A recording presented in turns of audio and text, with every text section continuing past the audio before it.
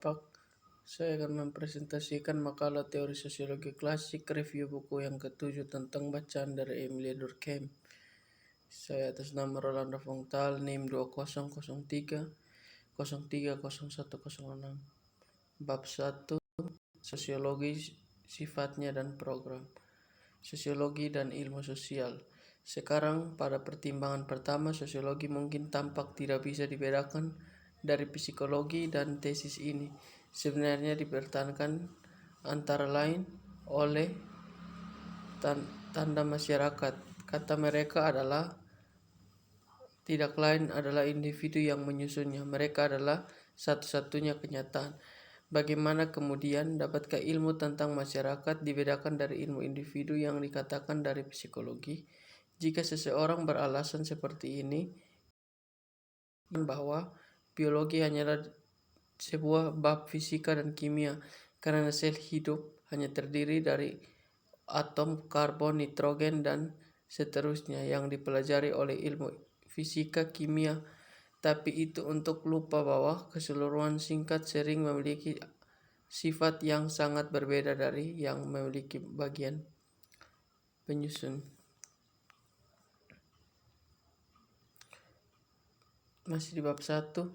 Akibatnya peradaban mengandalkan kerjasama tidak hanya di antara semua anggota masyarakat tinggal, tetapi juga di antara semua masyarakat yang berinteraksi satu sama lain. Selain itu, hanya mungkin jika hasil yang diperoleh oleh satu generasi ditransmisikan generasi berikut sedemikian rupa sehingga mereka dapat ditambahkan ke hasil yang terakhir akan diperoleh. Namun agar itu terjadi, generasi penerus tidak boleh dipatahkan dari satu sama lain saat mereka tiba di usia dewasa, tapi harus tetap berhubungan dekat, yaitu dengan katakanlah mereka harus diasosiasikan dengan gaya permanen. Jadi seluruh kumpulan yang luas ini, segala sesuatu ada hanya karena ada pergaulan manusia. Selain itu, mereka bervariasi menurut untuk apa asosiasi ini dan bagaimana mereka diatur. Hal-hal ini menemukan mereka penjelasan langsung dalam sifat masyarakat, bukan individu, dan merupakan oleh karena itu pokok bahasa ilmu baru berbeda dan meskipun terkait dengan individu psikologi ini sosiologi. Bab 2, divisi pemburuan, kejahatan, dan hukum. Fungsi, divisi, metode, ketenagakerjaan bagi menentukan fungsi ini. Tetapi bagaimana kita melanjutkan ke verifikasi? Tidaklah cukup hanya menyelidiki jika dalam masyarakat seperti ini terdapat solidaritas sosial yang dihasilkan oleh pertimbangan kerja. Ini adalah kebenaran yang terbukti dengan sendirinya karena dalam masyarakat seperti itu pembagian kerja sangat berkembang dan menghasilkan solidaritas. Kita harus lebih menentukan sejauh mana solidaritas yang dihasilkan berkontribusi pada interogasi umum masyarakat, karena hanya dengan demikian kita akan tahu betapa perlu itu adalah dan jika itu memang merupakan faktor esensial untuk kohesi sosial atau sebaliknya, apakah itu hanya aksesori atau kondisi sekunder. Untuk menjawab pertanyaan ini, kita harus membandingkan hubungan sosial ini dengan orang lain sehingga kita dapat mengukur bagiannya dalam pengaruh total. Masih di bab 2, divisi pemburuan, kejahatan, dan hukuman. Untuk melakukan ini kita harus mulai dengan mengklasifikasikan berbagai jenis solidaritas sosial. Tetapi solidaritas sosial adalah fenomena moral sepenuhnya dengan sendirinya, tidak cocok untuk pengamatan yang tepat atau bahkan untuk pengukuran. Untuk melaksanakan klasifikasi dan perbandingan kita harus menggantikan fakta internal yang sulit. Kemudian pelajari yang pertama dengan yang terakhir. Simbol yang terlihat ini adalah hukum, padahal di mana ada solidaritas sosial. Apapun ini, kualitas non materi, ia memanifestasikan kehadiran melalui efek yang dapat diraba daripada tetap di keadaan potensi murni. Dimanapun itu kuat, itu mendorong pria bersama menempatkan mereka di dalamnya, sering berhubungan dan meningkatkan kesempatan mereka yang menjalin hubungan dengan masing-masing pada titik ini. Sulit untuk menghafalkan apakah solidaritas sosial menghasilkan ini fenomena atau apakah ini hasil dari mereka. Apakah laki-laki menjadi dekat karena itu kekuatan pendorong atau apakah itu kekuatan pendorong karena mereka telah memasuki hubungan satu sama lain. Masih di bab 2, solidaritas mekanik berdasarkan kesuksesan. Totalitas keyakinan dan sentimen yang umum dimiliki oleh rata-rata anggota masyarakat yang sama membentuk sistem tertentu dengan kehidupannya sendiri. Orang-orang menyebutkan kolektif atau kesadaran umum. Benar bahwa ia tidak memiliki substratum pada organ tertentu. Menurut definisi, ia tersebar ke seluruh masyarakat. Namun demikian, ia memiliki karakteristik khusus yang menjadikan kenyataan yang berbeda. Faktanya, itu independen dari kondisi tertentu di mana individu berada. Mereka datang dan pergi, tapi tetap ada itu sama di utara dan selatan, di kota-kota besar dan kota-kota kecil, dan di berbeda profesi. Demikian pula ia berubah dengan setiap generasi, tetapi sebaliknya itu berubah menghubungkan generasi.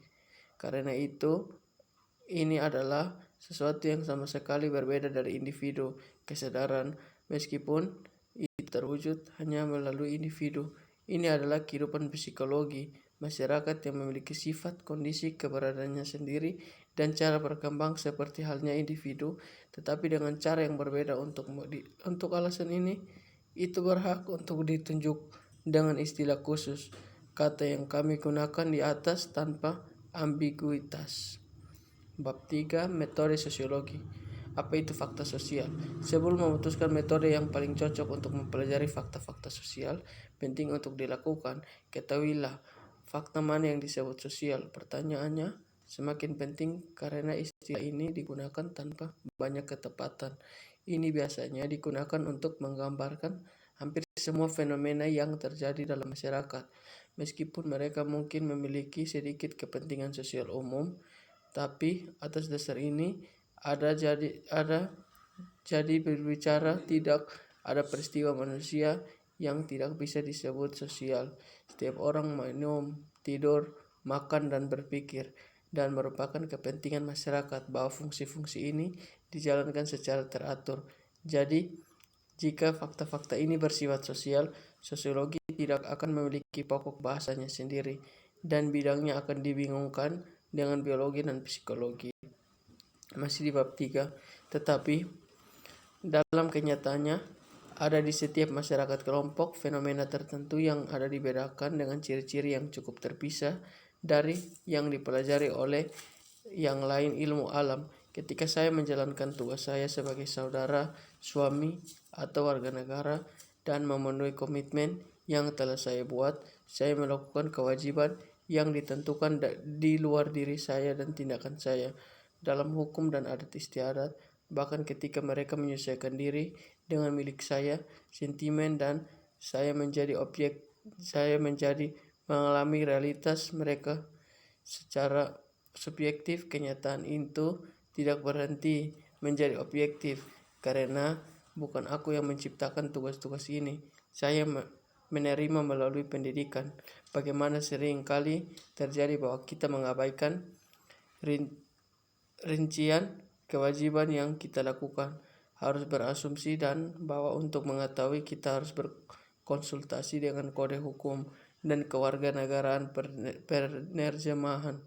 Demikian pula orang bermain sejak hari ia lahir, menemukan keyakinan dan praktek agamanya sudah jadi, jika mereka ada sebelum di situ, karena mereka ada di luar dia. Masih di bab 3, aturan observasi fakta sosial. Aturan pertama dan fundamental adalah mempertimbangkan fakta sosial sebagai benda pada saat fenomena orde baru menjadi objek sains. Mereka sudah diwakili dalam pikiran tidak hanya melalui gambaran pasti, tetapi juga dengan semacam konsep yang dibentuk secara kasar sebelum dasar fisika dan kimia ada diketahui Manusia sudah memiliki pemahaman tentang fenomena fisika dan kimia yang terjadi melampaui persepsi umum murni. Gagasan seperti itu misalnya dapat ditemukan bercampur dengan semua agama. Ini karena refleksi datang sebelum sains yang lebih sering menggunakan secara metodologis. Manusia tidak dapat hidup di antara benda-benda tanpa mengembangkan gagasan tentangnya, yang menurutnya dia mengatur perilakunya. Tapi karena pengertian ini lebih dekat dengan kita dan lebih dalam genggamannya kita daripada realitas yang sesuai dengannya. Secara alami, kita cenderung untuk menggantikan realitas dan bahkan menjadikan subjek spekulasi kami, alih-alih mengamati, mendeskripsikan dan membandingkan berbagai hal. Kami puas untuk mempertimbangkan milik kami, ide, dan untuk menganalisis dan membandingkannya. Alih-alih menciptakan ilmu yang bersangkutan realitas, kami hanya melakukan analisis ideologis. Selanjutnya bab keempat, bunuh diri. Metode sosiologi yang kita praktikkan seluruhnya didasarkan pada prinsip fundamental bahwa fakta sosial yang harus dipelajari sebagai daya itu sebagai realitas di luar individu. Tidak ada ajaran yang lebih ditentang, tetapi tidak ada yang lebih mendasar. Untuk sosiologi, mungkin itu harus terlebih dahulu memiliki sebuah objek dan eksklusif. Untuk sosiologi itu harus diambil kesadaran akan realitas yang bukan milik ilmu lain. Tetapi jika tidak ada nyata dari keluar kesadaran individu, maka sosiologi harus menghilang karena kekurangan apapun subjeknya sendiri. Objek-objek yang observasi ini dapat diterapkan hanya mental keadaan individu karena tidak ada yang lain, namun itu adalah bidangnya psikologi. Faktanya dari sudut pandang ini segala sesuatu yang penting, misalnya mengenai pernikahan, keluarga atau agama, terdiri dari kebutuhan individu yang padanya institusi hanyalah sebuah respon cinta, ayah, cinta berbakti, apa yang dulu bisa disebut naluri agama di institusi itu sendiri dengan beragam dan bentuk-bentuk historis yang kompleks menjadi dapat diabaikan dan tidak begitu penting. Cara menentukan penyebab, masih di bab 4, cara menentukan penyebab sosial dan jenis sosial. Hasil dari berbagai bagian sebelumnya tidak sepenuhnya negatif. Kami sebenarnya telah menetapkan bahwa untuk setiap kelompok sosial terdapat kecenderungan khusus untuk bunuh diri yang tidak dijelaskan oleh konstitusi organi psikologis individu maupun oleh alam dari lingkungan fisik. Oleh karena itu, melalui proses eliminasi, ia harus melakukan bergantung pada penyebab sosial dan dengan sendirinya menjadi fenomena kolektif tertentu. Fakta yang telah kami teliti, terutama variasi geografis dan musiman dalam bunuh diri, telah membawa kami langsung ke kesimpulannya ini. Sayangnya, klasifikasi bunuh diri oleh orang waras menurut mereka, bentuk atau karakteristik morfologis, tidak dapat dipraktikkan karena ada kekurangan total dari dokumentasi yang diperlukan. Agar dapat bertahan, dibutuhkan deskripsi yang baik tentang banyak hal kasus individu. Seseorang perlu mengatasi keadaan psikologis bunuh diri di saat keputusan bagaimana dia bersiap untuk melaksanakannya, bagaimana itu akhirnya dieksekusi, apakah dia gelisah atau depresi, tentang depresi, tenang atau bersemangat, cemas atau jengkel, dan lain-lain. Baik, sekian dari saya. Terima kasih.